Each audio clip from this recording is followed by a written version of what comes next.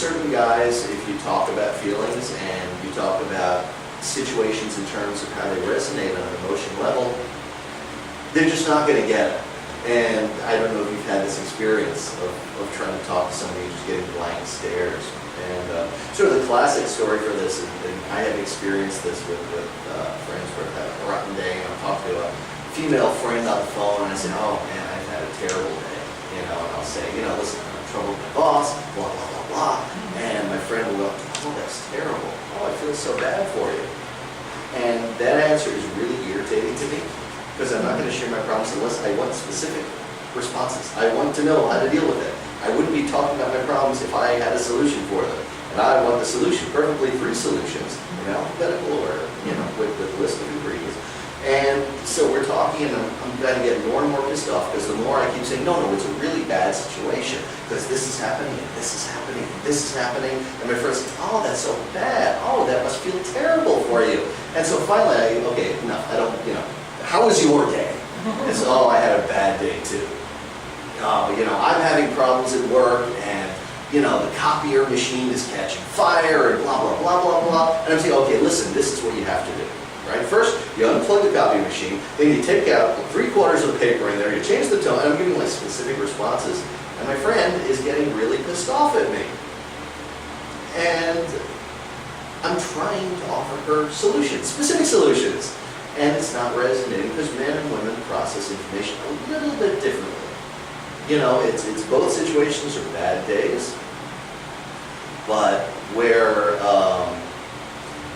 men will see any situation, bad day or any situation, in reference to data a little more. Women will see it in terms of emotion a little more and communicate differently. And if you keep that in mind, it kind of gives you a little inkling about how to approach a situation. And so that's the feeling. Social structures are also a little bit different between men and women.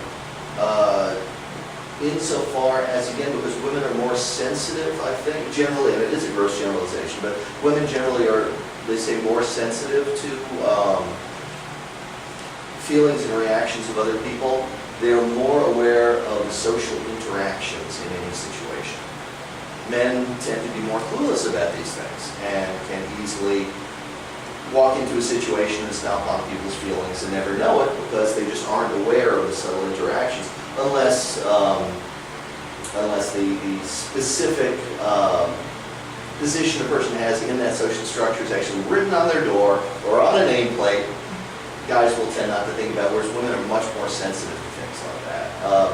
And again, if women take into mind that guys are utterly clueless about that, to the same degree that men should take into consideration that there's more there that they just can't see or that they're not choosing to see. It really helps facilitate when you get down, especially to dealing with strategies and how to approach people in specific situations. That was me knocking. Yeah. Again, one of the reasons this isn't a just say this kind of class is that if you don't feel within yourself necessarily comfortable doing the things and you just say this, it's going to have a level of incongruity and insincerity with your identity. And it's going to feel very strained, and it's going to be hard to maintain. So the approach that I'm going to take today is really more about reassessing your state of identity in such a way that your identity is congruent with the level of assertiveness that you need in order to achieve your goals.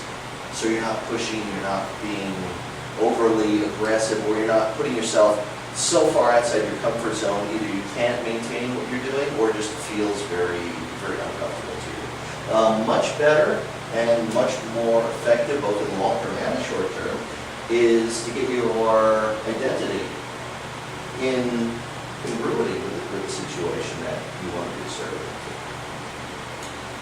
And helping in some practices. And one of the things is there's a function of your subconscious mind that wants to keep you safe. And safe for your subconscious mind is wherever you are right now. Because every time you move an inch away from where you were a second ago, there is more uncertainty. And so that part of your mind is is going to try to keep you safe by basically finding reasons to keep you from moving. The old saying, the devil you know is better than the devil you don't, definitely kind of holds its way there. And so there's a certain comfort zone issue. And yes, sometimes, I mean, success and failure are both going to move you out of your comfort zone. You know, definitely it's harder. And also, the older we get and the more our comfort zone gets clearly delineated, the harder it is to step out of that.